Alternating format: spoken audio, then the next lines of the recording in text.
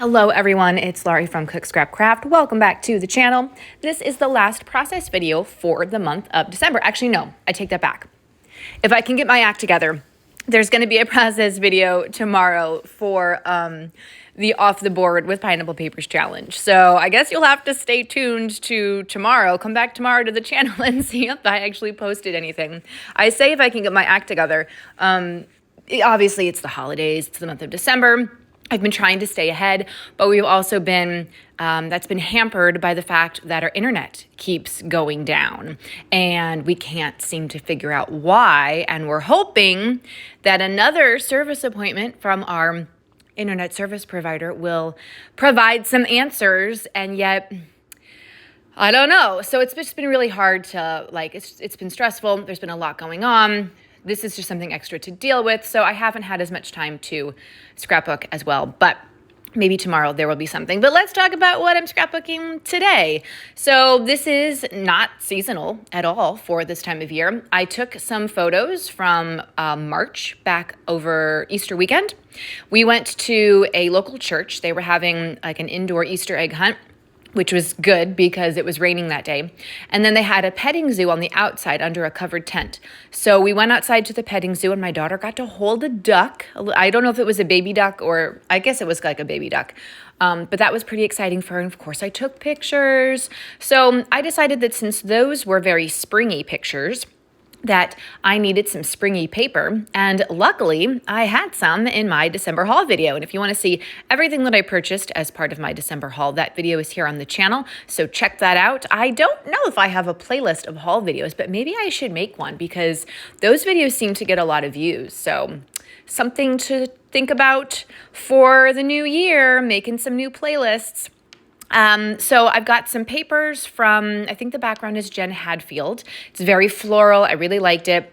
There was actually that piece of paper that I used there. The background was actually really cool. It was like a sunburst with rays. Stay tuned for the beginning of January because I do have a layout that I made using the leftovers of that paper, but I didn't make a process video for it. So stay tuned for my layout share and you'll get to see what that layout is all about. I cut into the sun ray, and so because I just liked the color scheme on the back, and then I thought there was just going to be too much yellow, like solid yellow, because I'm matting my photos on some not really solid yellow. It's got polka dots, but it's that same yellow color, and then it would just be like yellow on yellow, and I needed there to be some contrast. So yes, I cut into the sun ray paper, which would have looked really cool as a 12 by 12, but it still looks really cool in the other layout that I completed. So now I'm going through, I kind of know, where I want my photos to be, the basic gist of everything. And then I'm going through some ephemera pieces, which I think might be photoplay. I know I've used them before, and I said the same thing. I'm like, they're either photoplay or they might be crepe paper. Photoplay and Echo Park are owned by the same company, right? But then don't they also own crepe paper? I don't know. But anyway, it's an older collection. It's sort of like a family. It might have come out around the fall time period because there's a lot of stuff in it about cooking in the kitchen and being with family and being grateful, even though it doesn't look like traditional fall colors. There's some pinks in there, some reds, some teal. And I thought they were still really great colors for the colors with these pattern papers for something Eastery. So I'm taking the frame pieces and I'm just trying to layer them up a little bit so it looks like they're popping out from behind that center piece of pattern paper. And then I'm looking through a couple other things in my stash, really doing a stash buster. So not everything on this layout is from my December haul. I didn't get a whole lot of embellishments with my December haul, so I do have to go into my stash and look for a couple of those. Pardon me while I take a sip of my frothy turmeric latte before it gets cold. You guys got to look up this recipe. I don't know if I can share it with you. The cookbook is something I had to buy, so it's not a recipe that's really online, but it's not it's not a coffee-based latte. It's basically steamed milk with turmeric, cinnamon, maple syrup, almond milk. You can do an optional scoop of vanilla protein powder, which I do. Oh, and hemp seeds. It's so good. So like I froth it up in my Magic Bullet blender, and then I pour it into a mug and heat it up in the microwave so it gets nice and warm. and even more frothy. I have to say that Magic Bullet blender, do you guys have one of those? Let me know down below in the comments if you do. I have had that since 2007 and it still works. I don't still have all the cups for it. I don't know why. I only have like 2 cups, but I do have still both the blades, and the device itself, it still works perfectly. I don't use it that often, but I do use it for, making milkshakes or smoothies, do really like easy things.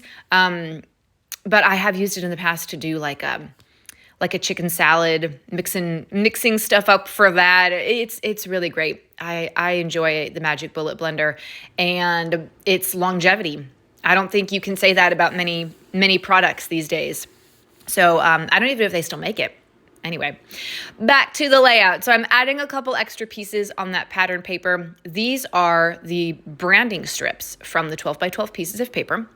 And I just had some extra ones. And I'm like, you know what? Let's get some of these extra colors and patterns on this layout just so that there's something even more visually interesting going on behind the 2 photos. See, there's that sun ray. And I cut it. I didn't mean to cut the sun part of it off, but it ended up being fine. It's fine. So you can see those branding strips peeking out from behind the photos, which is really nice. I always save the branding strips if they go all the way 12 by 12 across. What I need to do for my own sanity is to stop saving the branding strips that do not go all the way 12 by 12 across, because not everything does. And I have saved almost all of them, and it's a bit much. I have quite a stash of branding strip pattern papers. So I need to tell myself to only save the ones that go all the way across, because those are the ones that are the most useful for something like this. If it doesn't go all the way across, I mean, you can still use it, but it is kind of annoying to have something that's smaller, especially if you're looking for, it's like the 12 by 12 border stickers. They're not really 12 by 12, which makes me mad. But anyway, so now I'm just putting a couple of pieces down.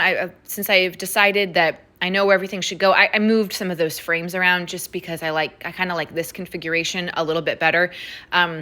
Having the 2 different styles of the frames, one on top and one on bottom, it just seemed to work better, and you can see more of them, as opposed to where before I had the 2 same shaped frames trying to layer them on top of each other, and the sizing was just not really working. So this sizing seems to work a lot better, and you can always change your mind too. If you're putting things down and you're like, oh, I really like the way this looks, and then you go back and you're like, oh, actually, I kind of want to move it. Even if you've already adhered it, that's what I like about the double-sided adhesive squares. They are initially repositionable, so it's usually not that big of a deal to lift something up and move it around if I decide I change my mind later. I do that a lot. So just something to keep in mind. Excuse me, I'm going to drink my latte again.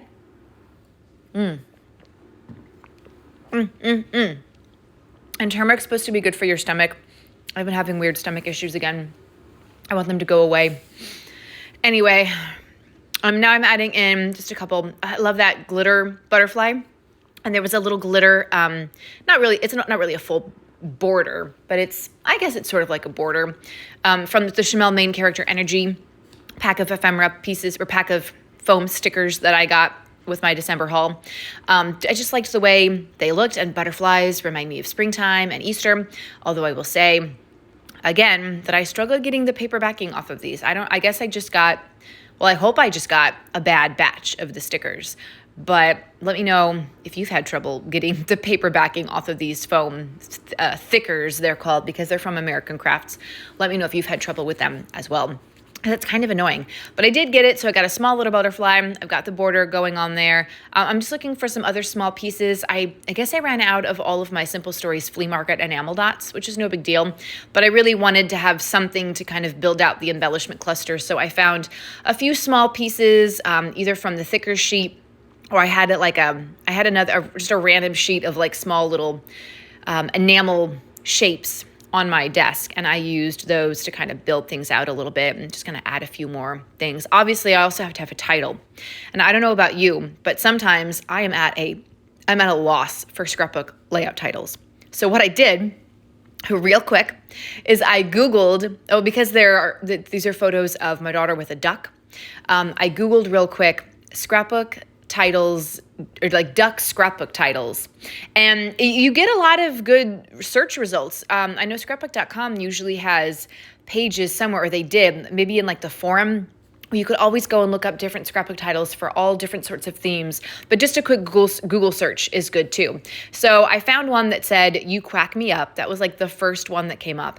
And I went, yes, that will be perfect. And you can even see I'm sticking a little duck sticker from a farm collection that I had purchased. I think it was from Doodlebug, and I purchased it, I don't know, last year maybe even sooner, longer ago than that. I don't remember, but I thought that would be perfect there too. I think I actually put chick stickers on here as well. I mean, chickens aren't the same as ducks, but it doesn't matter. They're still like farm animals with feathers and wings, and I think it works, and nobody's going to say anything. And if they do, then I'm going to be like, don't ever come to my house and look at my scrapbooks again, because this is my scrapbook and I can do whatever I want with it. So here are the alpha stickers that I'm going to use. Those are from scrapbook.com, and they are paper alpha stickers.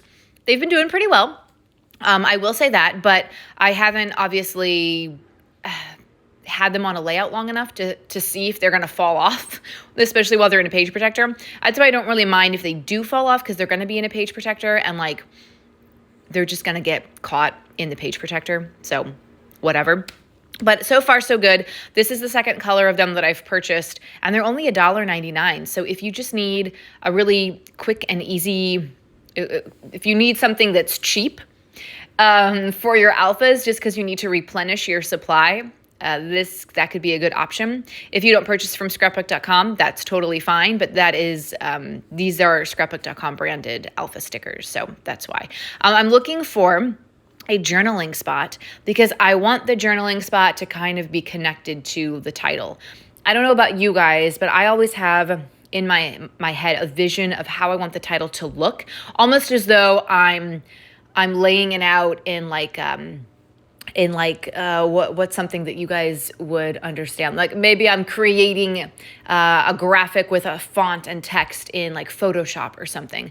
So when I'm thinking of that, I'm thinking like, okay, what letters are going to be going over the photo? How does this journaling spot, does a letter need to go on top of the journaling spot? Like I just want everything to look like it flows, as opposed to being separate entities, if that makes sense. And it's a little hard to do, especially when you can't, you're not on a computer. I'm not on a computer. I can't just easily resize things and make and move them over, drag and drop. So with stickers, I kind of have to, just have to wing it and see what happens. So I think ultimately I like the way that the titling ends up looking. But I do move that little duck down there just because I thought there was too much white space on that side of the title with the way that I was, moving the letters around.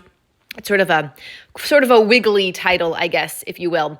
But then the title, there's that little journaling spot, which is from, I think it's from a Simple Stories collection from last year, no, 2 years ago maybe. Anyway, I'm just going to do a little bit of journaling on that, and then lift it very, very carefully.